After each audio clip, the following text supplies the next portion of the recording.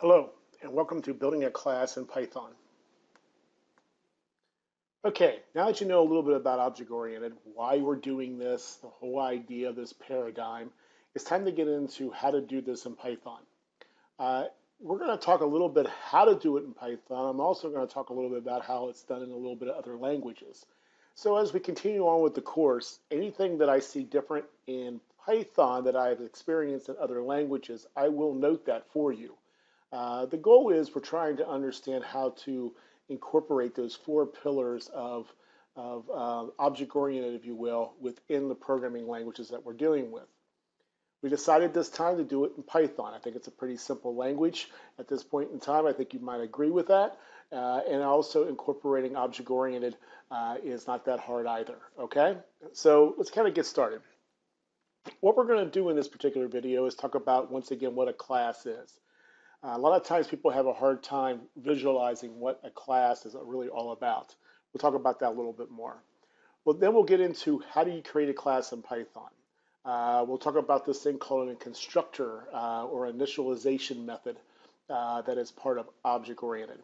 We'll talk about attributes, aka variables within the class, methods, behaviors basically within the class or within the object, and we'll talk about this self property that we need to talk about that you understand is kind of unique to Python. Okay, that's it. So we'll just get started.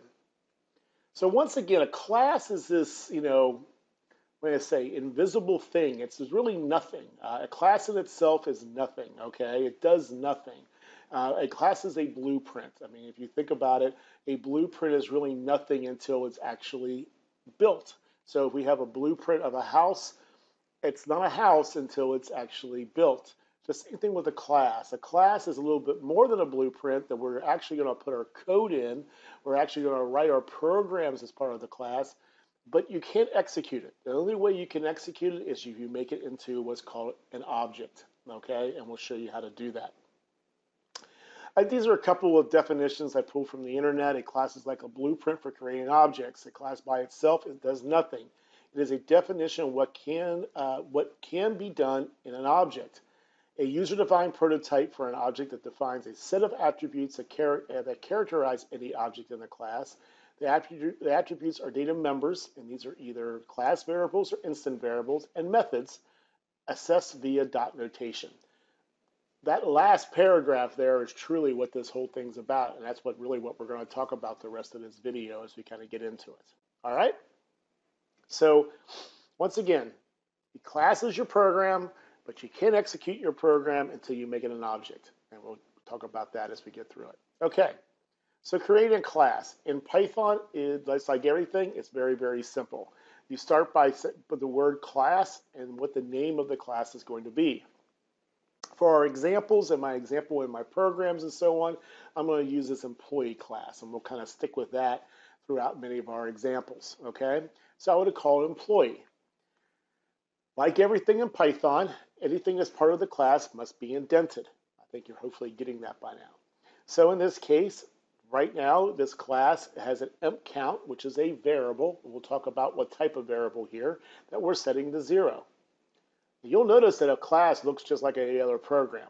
It does a little bit more than that, and you'll see that as we continue on with our videos and our weeks here in object-oriented. But for the most part, it's like anything. It contains these variables. It also contains, what is this? Yes, it is a function. If you recall, I stated that you need to understand functions, and you need to understand functions prior to getting object-oriented. Why? Because that's what we do in classes. We build functions. These functions, in a sense, become behaviors. A function in a class is called a method, and we'll talk about that a little bit later on too. So here you are. Here's your first definition of a class. I'm going to go back here. This is what a class could look like, where we sit back and we have an emp count, and we're going to display that count. There you go. So this is a variable right here, aka attribute, aka property. When we get into object-oriented terminology, this is a property, and this is a function, but also known as a method. This is a behavior of this class employee. Now, it might not make sense what it's doing. Don't worry about it right now. All I'm doing is showing you what a class can look like. We're going to build upon this, and it'll make a little bit more sense as we get into it. All right. Every object-oriented class has this thing called a constructor. A constructor is a special method of a class that initializes an object of that type. A constructor is an instance method that can be used to set the values of the members of an object, either to default or user-defined values. For Python, they normally call this little procedure that we'll see here in a second an initialization method. For object-oriented and for many other languages that you will experience object-oriented in, it's called a constructor. It is a method or a function or a procedure, whatever you want to say. It's a method or a function, we should say, that it's executed upon the instantiation of the object. Now, you might say, what the heck does instantiation mean? I'll show you that in a little bit. But this thing runs as soon as we say, take from this class, make an object. It runs automatically. You don't need to have a constructor. Not every class has constructors, but if you do, usually it's for, like what this says here, to set values of the members. Might be passing data and receiving data and so on. It's all based upon what your class is actually doing. What's it look like? Well, it looks like this right here. This is how you do it in this case. There are certain things you got to do exactly. This would be DEF, that's my definition, right? Space, 2 underscores. Not 1, but 2 underscores. Init underscore. This is initialization method, okay? You can't really change it from this. You have an open paren and the word self, which we'll talk about a little bit later on, and then anything we may be receiving. If we don't receive anything, we're not passing any data to it, just the word self in there. Once again, I can see where this might get a little confusing, like, well, how am I passing this data? How's this all working? Hold on. We're going to show you all that as we progress. Right now, all I care about is you understand that I can have an attribute, I can have a constructor, and this constructor or initialization method will run and only run when you instantiate the object. And what that means is we're going to take this class and make an object out of it. This thing will run automatically. Does that make sense? Versus this particular function right here, or this method, this will only run when you actually call it. Okay, and I'll show you how that is done a little bit later on. Okay, that's a constructor. Okay, I'd rather you call these constructors. Again, in Python, we call them initialization methods, but it truly is a constructor, which is truly the correct terminology when it comes to object-oriented. All right, as long as you understand they're the same, yet the names are different. Attributes. Every class has 2 different types of attributes, okay? An attribute, for the most part, is a variable within the class. You all understand variables at this point in time, I would hope, okay? In a class, there's 2 different types. There's one's called class variables, and there's one called instant variables.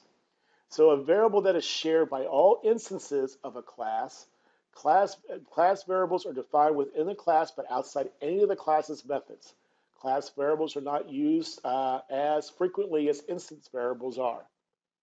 Very rarely you would use a class variable. I'm going to show you a way to use it and why we would use it, but you're not going to use them very often. The other one's called an instance variable, a variable that is defined inside a method that belongs only to the current instance of a class. Once again, you hear this term instance of a class. What's cool about object-oriented is that here I have this program, I have this little class right here. Every time I want to use this, it recreates its own instance. That becomes very powerful because every instance is its own unique, mutually exclusive thing. How's that for technical terminology? Thing. The best thing I can do to help you understand this in a way is that if you go back to your Programming 1 class when you were dealing with visual type programming languages, right? And you were taking a button and you were actually putting a button onto the form. That button came from something called a button class. So there'd be class button. There's a lot of programming behind it. There's a lot of methods and there's a lot of properties. You probably have seen those properties in Programming 1, and you probably have seen those methods in Programming 1. Textbox comes from the textbox class and so on. These are considered GUI-based classes, okay? What we're dealing with right now is more of a business tier type class where it's actually dealing with logic. But every time we put a text box on there, okay, and so we put 3 or 4 text boxes onto our form, Each one of those are mutually exclusive of each other, meaning I can put different data into it, I can make the colors different, I can make the size different, and so on. Each one of those buttons are an instance of the text box class. That's what we're talking about there. That's what we mean by instance. And if you actually look at the code behind that you actually don't see probably in programming 1, every time we drug that over, there was a piece of code being generated behind the scene that would actually instantiate that class to create that brand new object. Does that make sense at all? If not, no big deal. I'm going to show it to you here a little bit, but that's what we're talking about when we talk about an instance of a class, just to make sure you're kind of getting the idea. So what's these variables look like? In this particular case, imp count right here, as you see, is a class level variable, okay, or a class attribute. Either way you want to state that is fine with me, variable or attribute. In correct terminology, it's an attribute, okay? It's not really a variable, it's an attribute, aka property of the class, okay? And so this particular one is a class level, and we can access that a lot differently. And it doesn't care about the different instances, it treats it everything as a whole. And you'll see how that works here again a little bit later on. These particular ones, though, as you see, where we're taking the name and the age, that's actually being passed to it when we instantiate the class. Name and age, these become instant variables, okay? And they are based upon the instance of only the instance can actually refer to them.